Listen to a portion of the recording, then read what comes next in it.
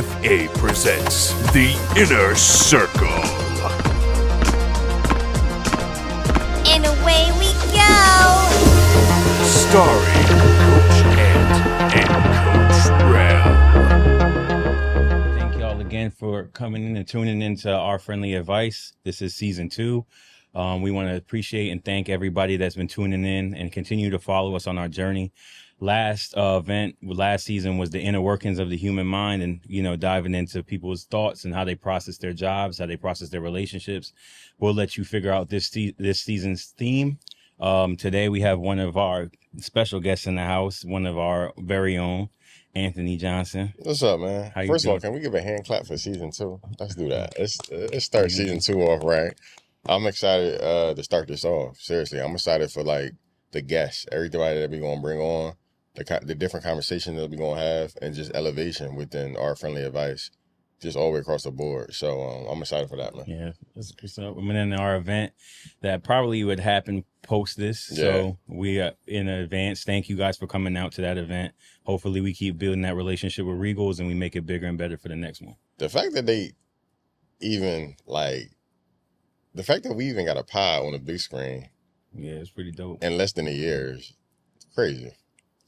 Like, that's amazing. That's amazing, man. That's nothing to be glossed over, looked over. God is doing some amazing stuff in our lives, just individually. But just Our Friendly Advice, man. Like, he's gonna take us to another level. So I'm excited for that. All right. For So sure. Today's episode is actually about Anthony Johnson. So we about to dive All right. in. Coach Ant. Yep. I'm gonna start heavy. Let's go. So you walk through life with a lot handed to you. Mm-hmm. First question is, how does it feel to have that burden placed upon you, Mm-hmm. where you have a lot of people reaching out to you Mm-hmm. and you have to help guide them on top of your own life? Walk us through that. Well, as of now, it's easier to manage, but it wasn't always that way. I think the toughest part about my life is that every single day, throughout the day, people pull on me every day for whatever reason, man. Like, I guess they just see what God is doing in my life. And then the two heaviest things that you could think about is honestly what I do: mental health and then the faith. So I'm literally shepherding over people's soul. I'm helping them kind of like manage their thoughts in their mind, their intrusive thoughts, the things that people don't talk about, helping them filter those things out. And if you lose any one of them, whether you lose your mind or you lose your soul, both of those destinations is not good. So I ain't gonna lie, I grieve people that just kind of could do the 9-to-5 thing and then just whatever, because I feel like all day I'm just being pulled on. And I'm in the back half of my life, I'm learning how to compartmentalize it. But it was tough. It was very tough. I had to build up necessary boundaries. I had to build up parameters in my life, where before I thought I was doing a disservice by doing that, putting boundaries and parameters there, not allowing people full access. But now I understand that, like, even with me, everybody can't handle my full transparency. And sometimes the things that God will give to me to say to them, I can't say it right away. So I got to know when to say it, how to say it, where to say it. But it wasn't always like that. Who do you know who to give your time and energy to? Well, this is kind of how I look at it. So I break it up into categories. So assignment, all A's, right? Anthony, A's, all across the board. Assignment, associate, acquaintance, affiliate.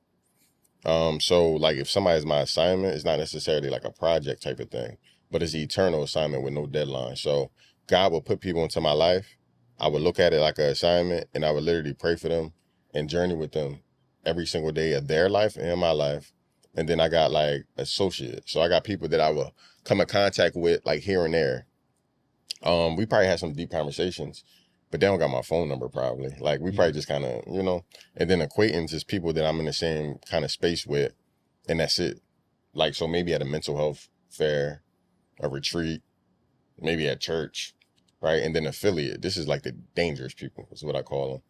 These are people that's in your life and they stand next to you with no benefit. They just kind of hoping that whatever blessing God give to you, that they can benefit from it. It's kind of like, the blessing is here. I'm in the neighborhood. I'm gonna glean off his light. They the most dangerous people. So I break people up into these categories, and that's how I compartmentalize people. But again, trauma blurred that for me at first. Me being in survival mode blurred that for me. So I looked at everybody the same, and it was getting me on the fast track to nowhere. Okay. Yeah. So as it stands, you're 33, correct? How old am I? 34? 33. I don't know. I stopped counting after 30. Okay. I might So be 34. I'm asking my mom. Okay. We'll figure it out. 91? Yeah, 91. So with 2000, I'm not good at math. 34. Right? Yeah, Okay. 34. All right. 34. Yeah. What is your definition of a man's responsibility at your age now that you would deem for yourself? What is like how I would view a man based on responsibility? Mm-hmm. The first thing is like having a relationship with God. As a man, in order to lead, you got to be led. You got to be okay with that, being led. A man that's not full of his ego, a man that operates in integrity, and a man that understands purpose and value. Like when a man understands purpose and value, we don't chase nothing. Things are being brought to us, not from a law of attraction, but literally because of who you are. So God can trust you in those things, and the things that he created, he will bring to you. That's how I see a man. Like, and then also, this is just not even a man thing, but across the board, I think we got to stay out of God's business. That's as a man. Because what I mean by that is the only thing we got to worry about is who we connected to. That's it. The who being God, and also the who being the people that he sent. But what God want to do, where he want to do it, how he want to do it, when he want to do it, that's God's business. So I think we need to learn how to stay out of God's business. And in that, we can lead properly. How do you get, what's some teaching aspects you give men to be able to sit still?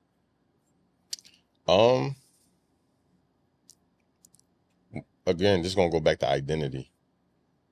When you don't know your identity, I think you start to overcompensate. So you look at standing still as not being productive. So that's the first thing I address is a man's identity. Who are you? Once you realize who you are and you realize who sent you, now you know when to stand still, because it's not you telling yourself to stand still. You going to God and asking, should I move today? You know what I mean? Mm-hmm. And then standing still is also not like being underproductive. You can stand still and still serve, right? Actually, standing still is what keeps you from crashing out. Like this, I give you an illustration, like a highway, right? Like everybody you got parameters, how fast you're supposed to go. And then you got what's the little metal things called? The guardrails, mm-hmm. Right? That's there for our protection. But if you crash into it, it could easily become punishment, right? And those that crash into it is those that's going faster than what they're supposed to be. Now you crashing out hydroplaning, you're not really paying attention to the lanes. That's like correlate to people kind of being out of their lane when it's parameters there for you. Sometimes when you're moving too fast, you lose control, literally, with everything. And I think people lose control because ultimately Jesus don't have the will. At what point in your life did you figure out where to go and how to leave and be under God's tutelage? Well, I didn't grow up in church, so I'll say 19. But I still was in survival mode up until maybe about 25, 26. So even with me having a relationship with God, I still trusted myself outside of God. So we was in constant battle. It was like conflict amongst each other for a very, very long time. And like we said, I'm 34 years old. So like you started doing some math, I really just got here. Maybe about the 6-7 years. But the moment that I totally surrendered and submitted myself to the Lord is when I started to realize who I was. And I was able to sit in the fact that I'm okay with not trusting myself outside of God. Because for a long time, I would have the plan of the Lord, and then I would have my plans right after it. And the moment that I feel like God was taking too long, where I was impatient, I'll start to operate in the things that I want to do.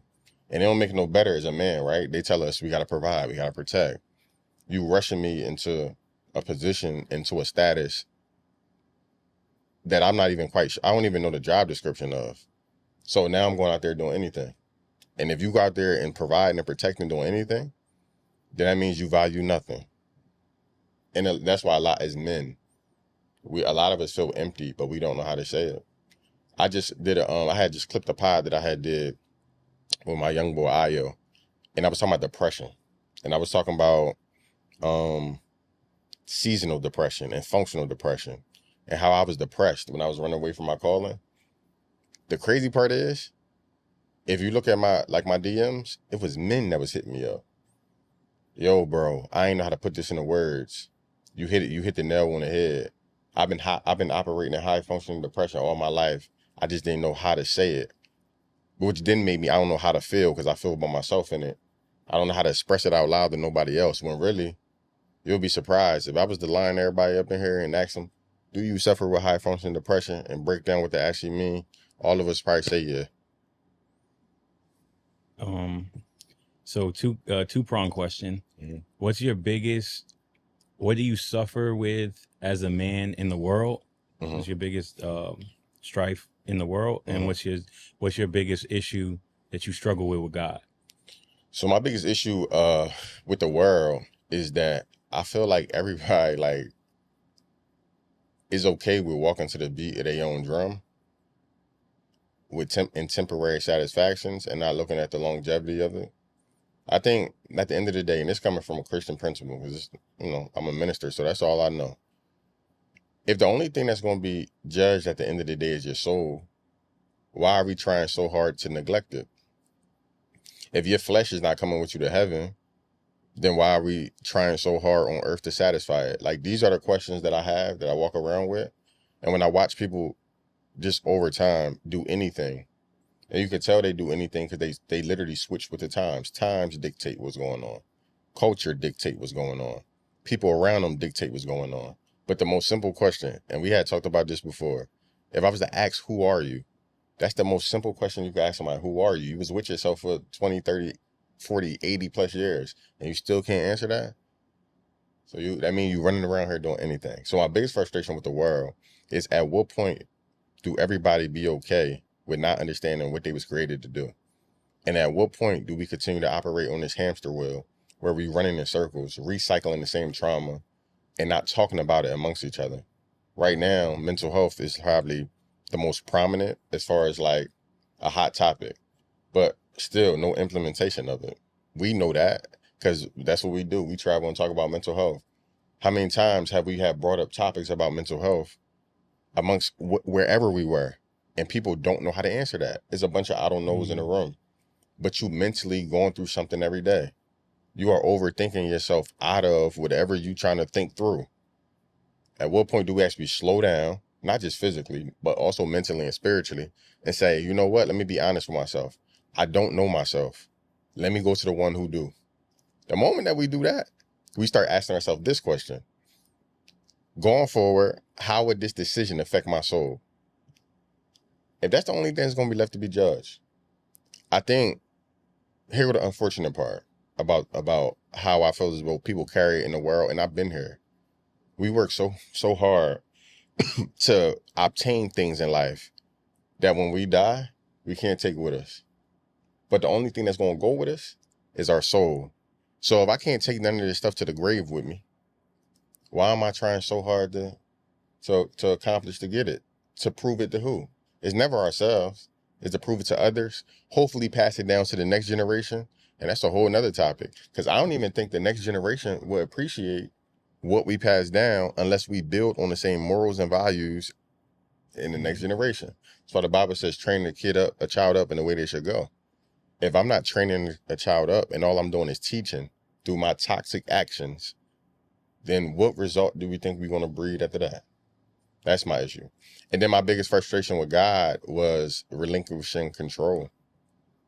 That's my biggest thing. Because the reputation that I had out here wasn't a bad one. Like, it was never no plan that I put together that didn't work. So when God was telling me, like, tear this down right here, tear down how you think, how you operate, how you move, that was tough for me. Also, another thing too was that the word father bothered me. Like, my father wasn't in my life. We got a good relationship now, but he was sentenced to 40 years in prison on the day I was born. So when I see the word father, and then right after that says that he never gonna abandon me, and he never gonna leave me, he never gonna forsake me, that don't correlate. That it didn't correlate for a long time. I'm reading through that. I actually used to close my Bible when we got to that part. Yeah, man, I hear y'all. It sound good. And then also church hurt, right? I had a spiritual father that abandoned me, that hurt me. So now I'm looking at this word father in the context of a worldly context and a spiritual context, and both these titles don't check out. Mm-hmm. It made me look at God like, all right, God, so what is we doing? Because the responsibility behind the name father and the definition behind the name father never was in my favor. So here you go. What's our relationship about to be like? I had to realize that God is not like no man. But I drew that correlation in my head. So that was my biggest frustration. So going around my own life and my own endeavors, being with you, going through it and talking to young men, seeing older men being in the midst of middle-aged men, I think that thing that we all struggle with, it's funny too, because it doesn't matter how old, what background you come from, is lust. Yep. Right. How do you cope with lust? And what are some things that people can do to, outside of finding themselves with God, outside of that, what are some strategies they can implement in their life to? Yeah, so lust is, but like if we track back lust to the source, think about this, right? I was actually just having this conversation. When it comes to men, they come with lust, and I'm including this as well. Whenever did we have to actually get sat down and deal with it? You get what I'm saying? Like from the time we was 4 or 5, they telling the Valentine's Day roll around. They telling us you only got one, or you ain't got nobody, no girls like you. And you like, yo, how many I'm supposed to collect? Now they buying you, your mom, your grandma, your uncles, your cousins. They buying you candy to put at these different girls' lockers. You are molding me in order to be a polygamous man. You molding me not to control my urges. You're gonna be a troublemaker. Not that that's, you know what I mean? Or they pinch your cheeks and say you're gonna be a heartbreaker. And now I'm old. Now I'm 20-something years old, and I'm out here breaking hearts. And now everybody mad. Everybody upset now. I think the thing when it comes to lust, you have to understand 2 things: self-discipline, self-control. And also know this: because you have lived the life in survival mode to where lust was literally the god of your life, idolatry, you was putting lust above all things. You can't run away from it. You got to address it. The Bible says that you have to flee from sexual desires. Why? Because it's that dangerous. If I don't know how dangerous it is, and everybody, because the time I was 4, everybody keep telling me, no, sex is cool. Just go ahead and do it. But y'all not telling me like the STDs that comes with it. And I was preaching one time, and God actually gave me this revelation. So STDs, right? What's STDs? Sexually transmitted disease. Right. But spiritually, here's what God gave to me. It's sexually transferred demons. When you sleep with somebody, right? Like you start sleeping with a woman, she start taking on your personality. The trauma that's inside of you, now you passing the demons alongside of her. Y'all conceive a baby, now y'all created a demon, right? Even culturally, we start, when somebody on demon time, we start cultivating and taking on the identity of, yo, I'm a demon, I'm a demon, I'm a demon. That's passed down through sex. When it's not done right, it's steward. Sex is not bad. And like, I remember I was talking to this pastor, and I was saying, yo, why don't God just take away our sexual desire? Because our sexual desire is healthy. But when you don't got no discipline and you don't got no parameter for it, it then become dangerous. So, like, and even in discipleship, I sit down, I tell everybody this all the time. Everybody around me know this, and they laugh, but it's true. Because I think also you got to be self-aware. If I lay down naked with a woman, I'm going to hit it. Like, that's just what it is, bro. Because how we get there, there's so many different steps you got to take to get to before you even get there. So I knew what I was doing the entire time. So I reverse engineered the process. Instead of looking at the sex and shaming yourself and being guilty and condemning yourself, ask yourself this: how did we get here? Once we reverse engineer that whole thing, and we realize I'm not strong enough for this part right here, maybe we shouldn't have kissed, or maybe we could have kissed, but maybe I shouldn't have took that off of you, and we start reverse engineering it. Now we can have that conversation as a couple. We can have that conversation as a community and say, maybe I should have stopped in step 2. Some people not strong enough to even be in step 1. It's like you on the edge of a cliff and you walking and you keep looking over the cliff and like, I'm not going to jump. I'm not going to jump. At some point, you're going to jump.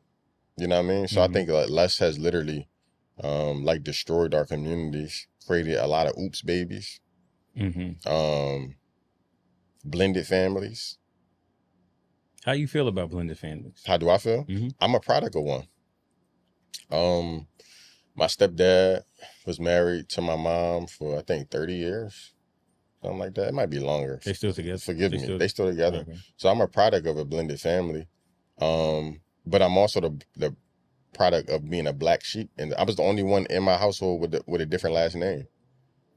That's hard when you're a kid and you kind of, you know how you sit down and do your homework, and I'm sitting down with the rest of my brothers and we writing our name at the top of the heading, and everybody putting Hill, and I'm putting Johnson. You feel ostracized? But how do you explain it? You get what I'm saying? Like as much as like my stepdad, and I, you know what I mean, we rock, but as much as my stepdad loved me, he loved them different. That's his kids. Yeah, it's biological. It's biological kids. So although he would never say that out loud, or here go another thing too.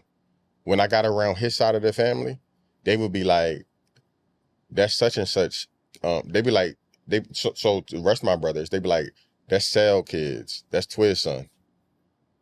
Separation. I don't even think they was doing it on purpose. But it's just natural. It's just a natural thing. So now right, going forward in my decision making, I feel like the sacrificial one in the family. If I was to ask my stepdad who had to go first, why would he pick them? I don't know if he would ever say that out loud, but that's how I felt. We were having this conversation before with our co-host C. Yeah.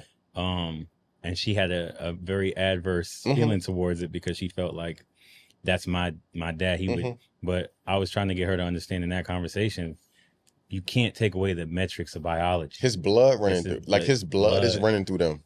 That's his blood. His blood running through them. Instinctually, I just think that your genetics play a different mindset on you when it comes to danger. Yeah, like that's just what it is. As much as he would step up to that responsibility, I think innately, like it was different, bro. So how do you feel about men or women taking on kids that's not theirs?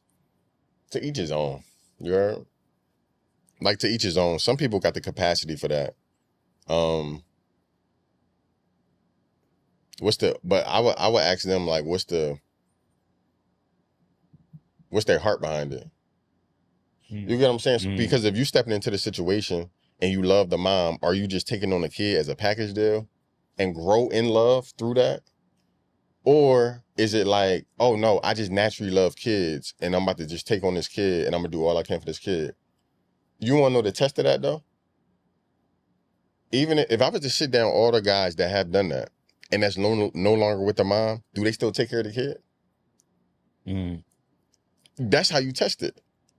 All right, so if you really love that kid and you was rocking with that kid, when you no longer with the mom, are you still around with the kid? That's a good question. You see what I'm saying? That's a great question. Because then that would tell me, was it conditional or not?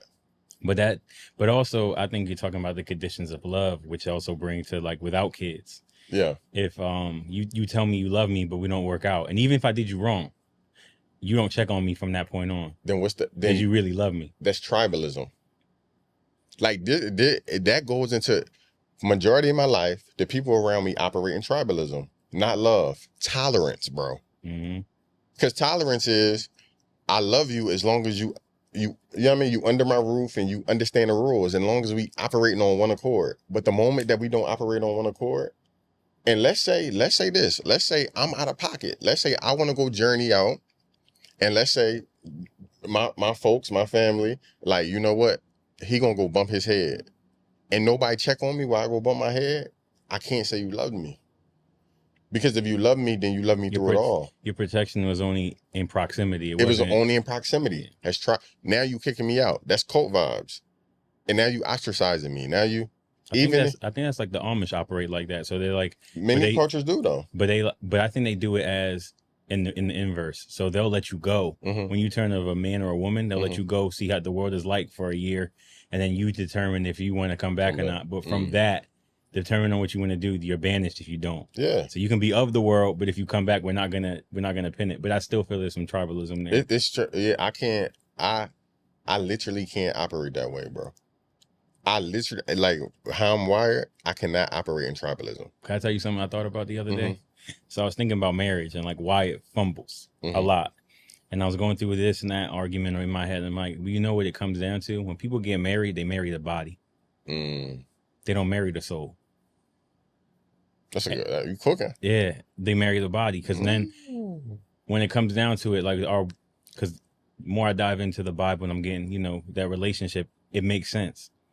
When people go to Christ, we've had people on the pod speak. Yeah, we gotta cut that out. That's anything. We had people on the pod speak, and the event spaces we've been in, they've spoken about. You've even spoken on it too, where when you got closer to God, you found yourself, you started pinning things against yourself. Yes. And now you're starting to have to face yourself. Yes. That's you facing your flesh. Yes. And having to come to terms with your soul. Yes. And you either go closer to God or you run away from it because it's scary. Yes. It's the same thing in marriage. In the flesh, you fight it. So it's like, oh, he cheated on me. Or he financially eloped and spent money elsewhere that he shouldn't. That gives me a reason to get out. The vows that you said, though, aren't about him. And it's not about her. So I've always had that pin underline in my mind. If I ever were to get married, regardless of the situation, let's say that my wife died the next day. I believe that oath I took with God, I am not allowed to be with another person. Like, loyalty means that you die here. Right. My biggest issue with just bro, just the people I've been around, like, and I'm talking about before Christ. Like, I'm talking about like before. I always thought I was tripping. I thought I was tripping by having that definition. Like, my definition of loyalty, again, all my friends, let me back up. So by the time I was 18, majority of my friends got indicted. Like, majority of them.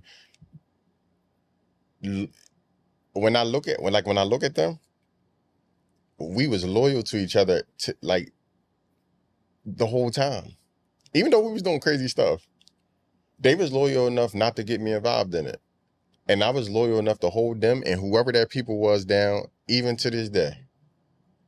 For me, my definition of loyalty stemmed from that. Like, it stemmed from, like, I don't know nothing else, bro. But that's why I said, when I look around and I see the definition of how people operate, and not based on their words, but based on their actions, it's toleration.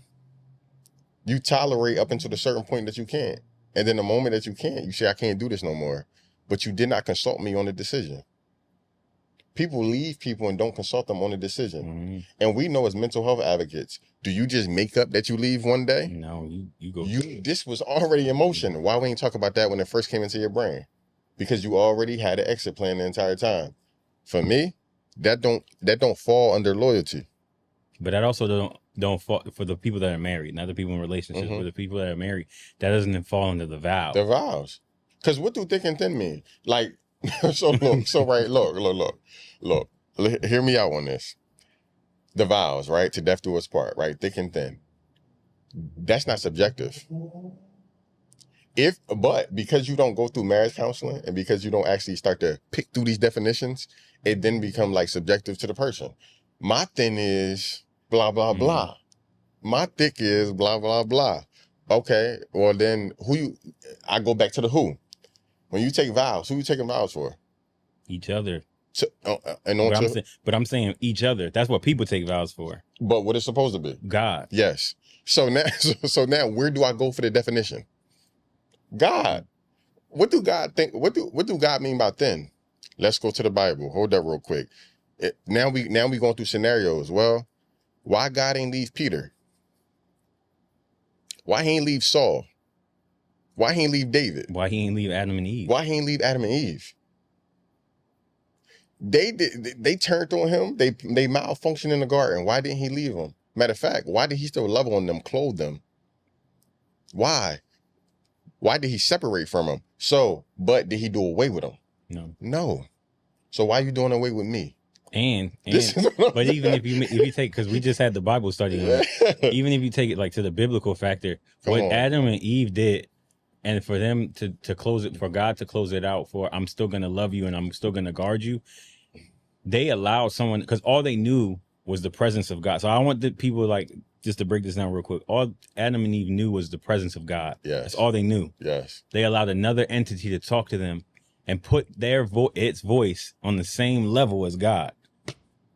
And then they did whatever they did because this thing tricked them. But in the same, you can't be tricked out of your parents. Like if my grandmother tells me something, right, and I ultimately don't do it, or I go against her word, I can't sit and say I didn't know. I may not understand, but I can't say I didn't know.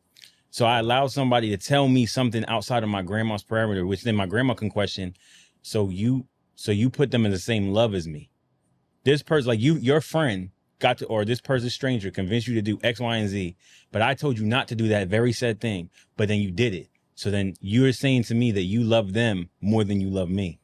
You're willing to accept what they say more than you love me. So it breaks it down. So that's a perfect situation, bro. Because here's the thing. If I'm Adam and Eve and I'm as locked in as I say I am, why am I listening to an outside party anyway? Tell me about God. Why didn't I say, hold on, let me take this back to the source? How are you telling me what God is saying when I've been locked in with God in chapter 2 the entire time, chapter 1 the entire time?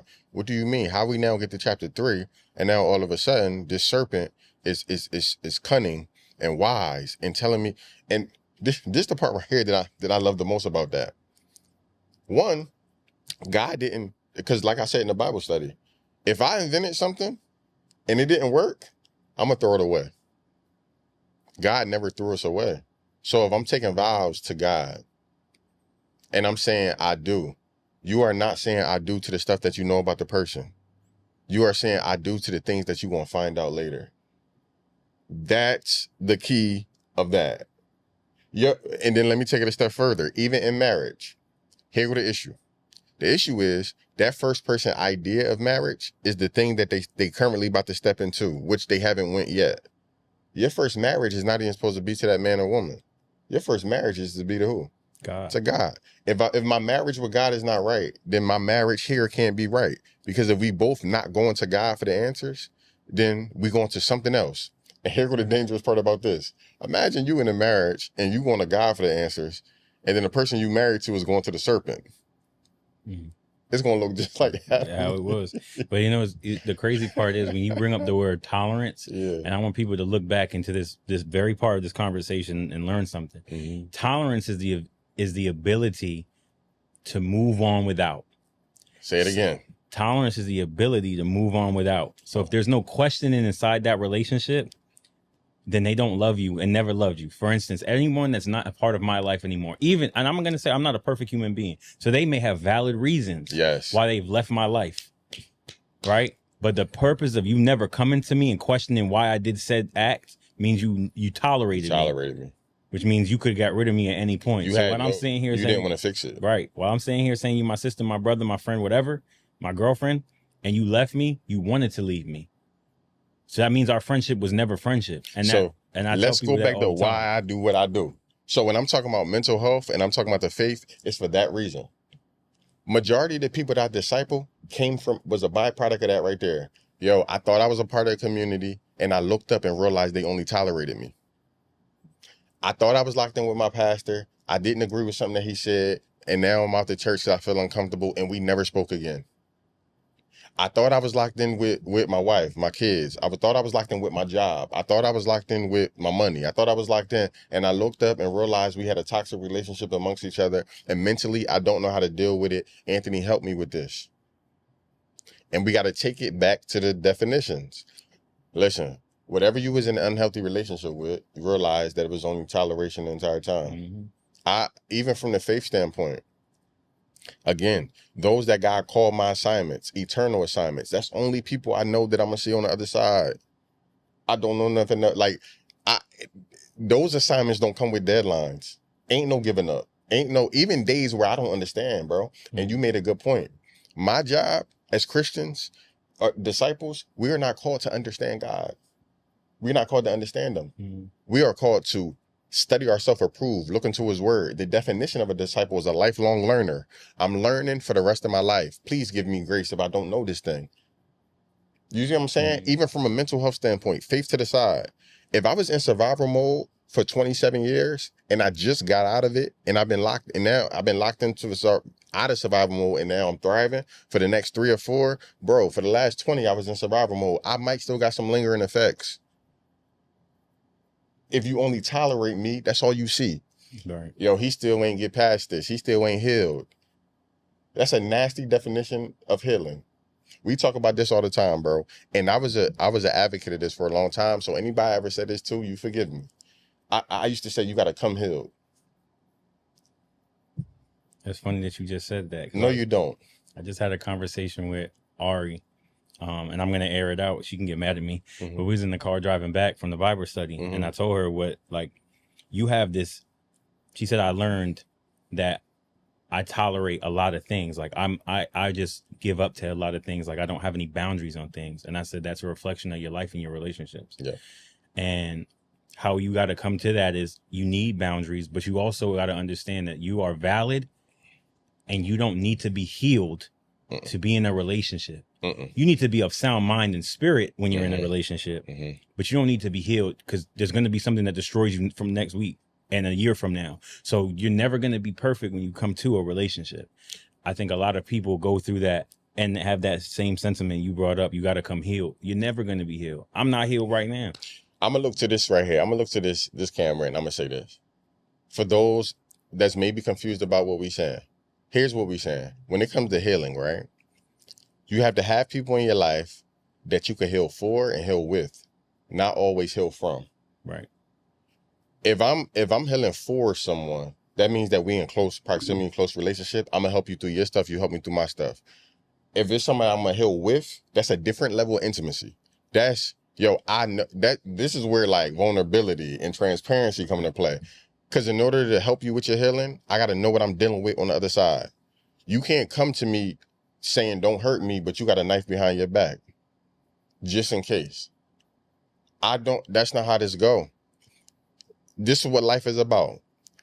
People that's fueled by pain is the most dangerous people. Because pain is to be inflicted. You got to inflict pain. And it's a good thing. When people feel pain, that's necessary. But that cannot be the last step. The last step has to be healing and recovery. If you are operating on pain and pain alone, pain can motivate you and it can drive you. But the moment that you start asking for healing to come into your life, you would never be understanding people that's working towards it. Because healed ears hear differently. I can sit 7 people down and say, I love you. You know what one person going to have the nerve to ask me? Why you say that? What you mean by that? Last time somebody told me they loved me, it came with pain. Somebody else going to sit me down and say, when you say you love me, like what's the catch with that? Catch 22. What if I don't want nothing from you? What does, like, I don't want nothing from you. I don't benefit from your life. I just love you literally because you are a child of God and that's it. But if my definition of love is tolerance, and all I know is the last 7 people that told me that they loved me left me, and the last 7 people that told me that they loved me only did things in order to use me and deplete me from what I had, then I have a bad definition of love, mentally and spiritually. That is super dangerous because it's going to create barriers and parameters, not away from just people, but from God.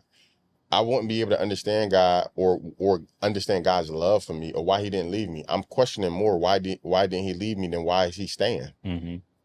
That's dangerous. Also, I think a big thing is we had a clip from our courtship episode that you put up where you got me speaking about love and why it's important to question it. I think people don't question love. Yeah. And I think that's an issue because if you don't question. And I'm not saying question the person's validity, like, not saying, like, don't question them saying that they don't love you, but asking which ways do they love you? Because if you just take person's love and say, oh, that's my definition, so they love me the way I define love, and they don't meet you, or you do something, and they're like, well, I would accept this because I love them. Well, maybe that's not their interpretation. You're now destroying what love is, and now you're belittling it, but you never understood what it was to begin with of how they're, like you said, if Aunt is dating a girl and you on the 3rd day say, I love you. Yeah. That doesn't mean Ant's in love with you. That just means Ant loves you as a child of God. He could love your spirit. How is it? You need to find out, okay, Ant, so how do you love me? But if you just take that, it's a dangerous game. And apply your definition to it. Right. Instead, like even from a spiritual standpoint, it's 4 different types of love. Like, I don't even want to get into that right now. Like, but for everybody that's watching, it's 4 different types of love. You got agape, you got a storge, you got alipe, you got eros. Like, it's 4 different types of love that you can have. One is a family love. One is this love that only God can give you from a marital standpoint. One is one that like your friends can give you, and the other is the love that you just have for people. We got to start dealing in this. Like, even like I was counseling somebody. Maybe this probably like 7 months ago, right? And they had brought to me the book, the Love Languages thing. You familiar with that? Yeah. Like Love Languages book. And they was like, how do you feel about it? And I said, I got mixed feelings. Marketing. Right? I got mixed feelings about it. Because how are we even discussing love languages when you don't know what love is? So then how can I speak the language of, like, if 2 hurt people was in a relationship and neither one of us know what love is, and both of us is operating in survival mode, when you have the ability to love nothing, you just put up with everything. Everything coming to expiration date, right? How can I then look on the other end and be like, yo, here go my love languages? Actually, here's what should happen. Because in the love languages, it's good boundaries to have. But what if your love language wasn't created by God? It was created out of trauma. I only like physical touch because I wasn't really loved on, or I wasn't really held or hugged when I was a kid. I only like quality or flipped it. Or flip it. I was sexually abused. Or I was molested. I was sexually abused. That's all I know. Me and you ain't really get that far yet. I don't think I should indulge in that information, but I need you to touch me how my uncle did. Right. Or maybe it's, what's the other ones? Acts of service. Mm-hmm. It's acts of service because when I was a kid and it was Christmas, I remember my brothers and sisters getting the better presents, and I just got this small little present in the corner. And now I need acts of service because I need to feel like I need to be served in it. Quality time because I felt abandoned my whole life. Like, the love languages could come from a place of trauma. You have to do the work. Because when you go back, because that's what I would ask. Because that's what I asked her. Yo, the love languages, it came from what? Like, if you was to trace it back to the source where it come from. She said, what you mean by that? Because it's given. And that's what I was talking before. It's given, never questioned. So when they come out with it's like girls or guys that follow astrology. Yes. It's given. If I look at any of those characteristics, it's nonsense. Yes. If you're born in November, you're a leader. If you're born in October, you're a dessert. Like, I know we all have born in November, not a leader.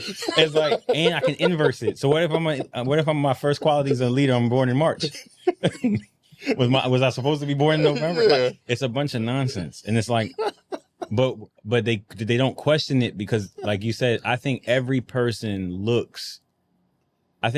looks for a father, right? Yes, and I think astrology is a way to is a way to get that fatherly love. I can quantify somebody's being by understanding the stars. And I say this to girls all the time, because I told you before, I grew up around a lot of girls. I said, listen, do you understand how complex the constellation is? Yes. You think you reading a book is going to be able to give you understanding about where they are in Mercury and where they're retrograde and the moon and the red leaf? You don't even know math. Right. You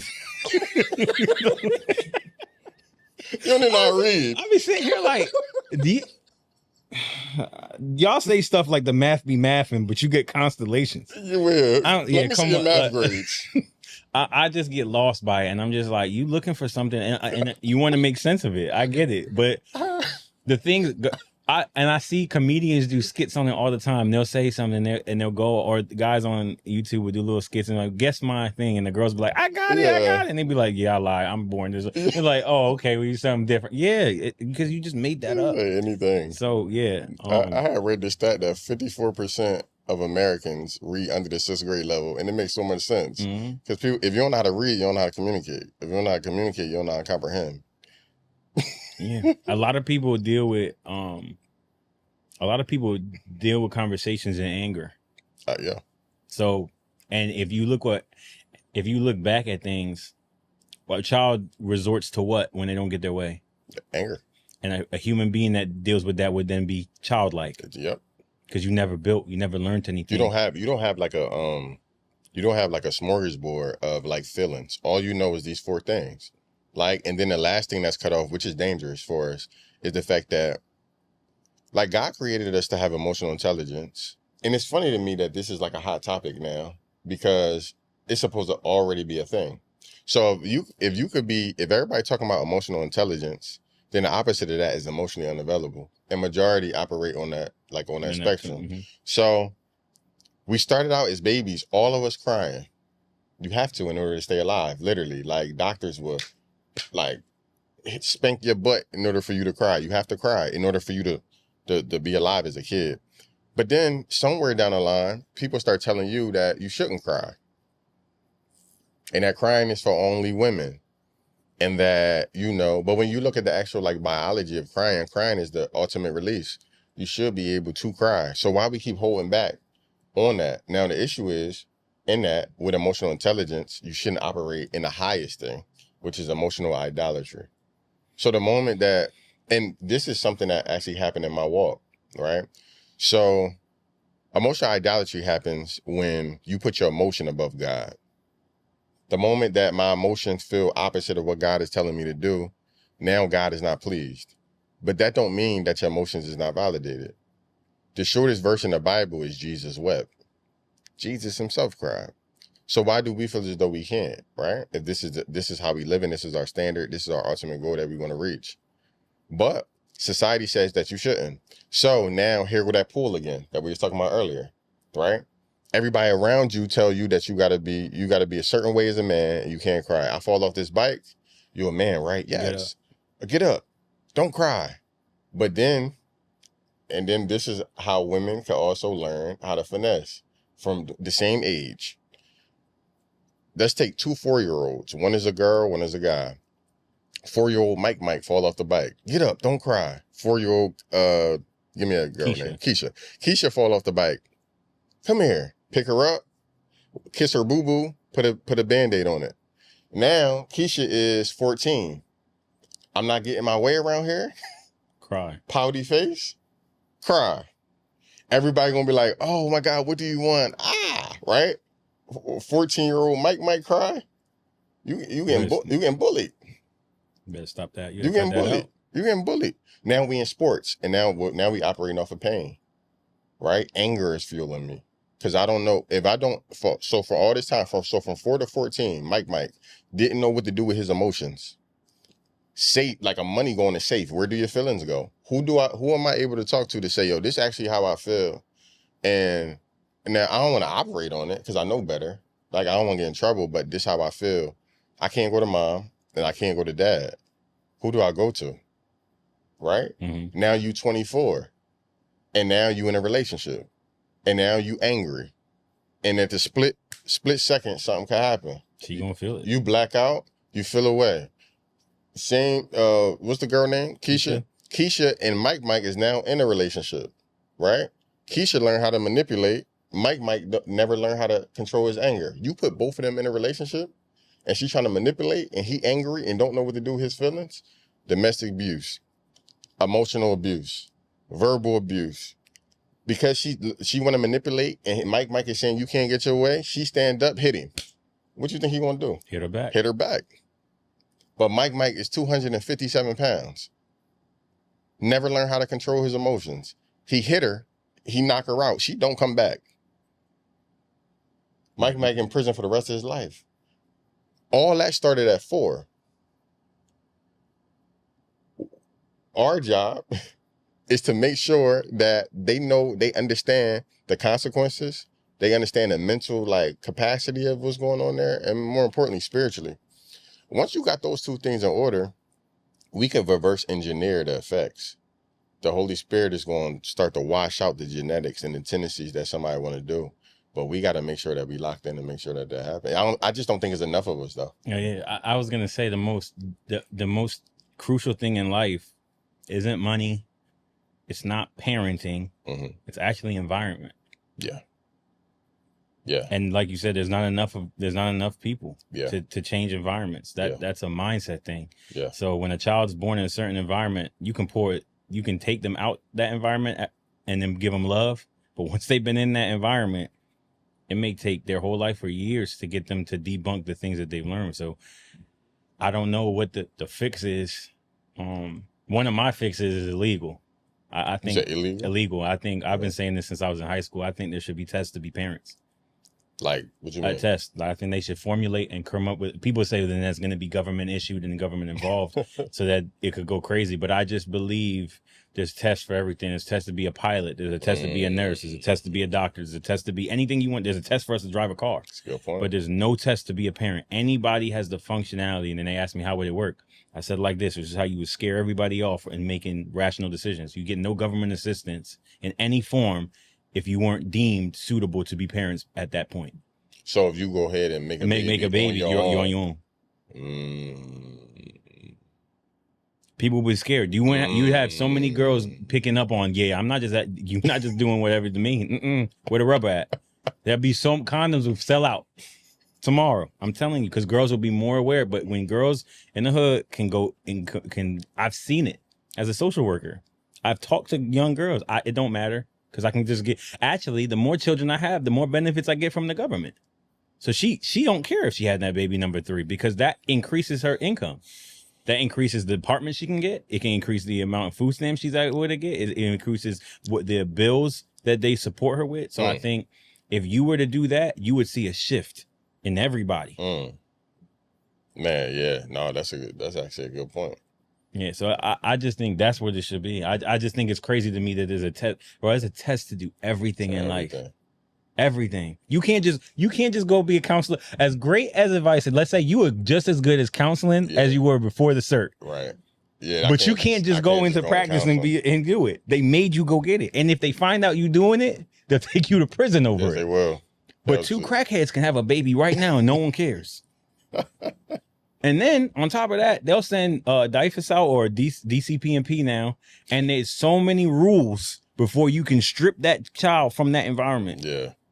Son, a father, I just read an article and watched the video on it. A father he went to them and said, listen, my ex-wife or whatever girlfriend, she's crazy. She's not suitable. He filed with DCP&P. He went everywhere. He pleaded at the judge's house.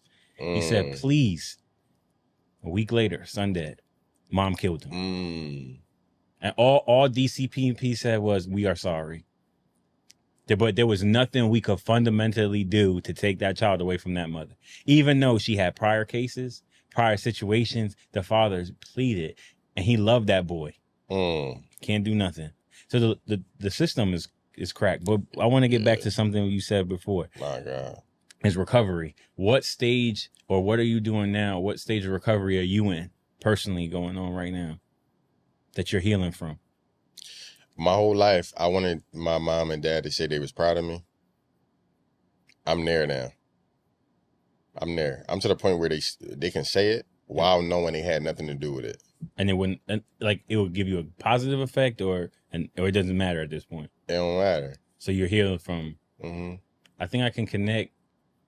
I don't know who I was just talking to, but for myself, I'm like, people don't understand, like, I don't have mom and dad. That is so blocked in my brain, right? Like, I was watching First Things First, Nick Wright, and they were talking about Shador and what he got going on and how his father didn't handle whatever situation, the advice he gave. But he was like, I'm 40 years old, and I still go to my father for advice, and my 27-year-old comes to me for advice. So there's a channel, right? And but I don't have that. And I was just talking, I think maybe it was my line brother. I was just like, my family don't even check in. You know what I mean? So it's like. So you always got to be the one to be. If I don't call them. They're never going to call you. My grandma will call me in regards to not hearing from me.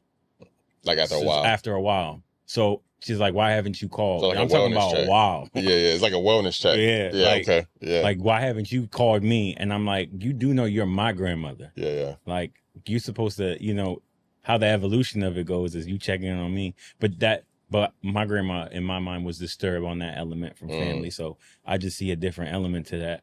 But, being with you and seeing what we go through and like what we delegate to, my mind goes to like, who do you, outside of God, because I know you have a really big connection and you have favor with the Lord, but who do you have that you look to as like a father or mother figure that you really get that connection with, if you have it? What's up, y'all? If y'all like with this conversation that we've been having, the inner circle, man, first of all, if you want to be a guest, feel free to hit us up, man. We're going to look into your credentials, see who you are. If you fit the criteria, then feel free to sit down on this couch right here, the hot seat. And another thing, like, subscribe, and lock in with us on all social media platforms, Our Friendly Advice. And to visit our website is ourfriendlyadvice.net. You can book us there. Y'all enjoy the rest of your day.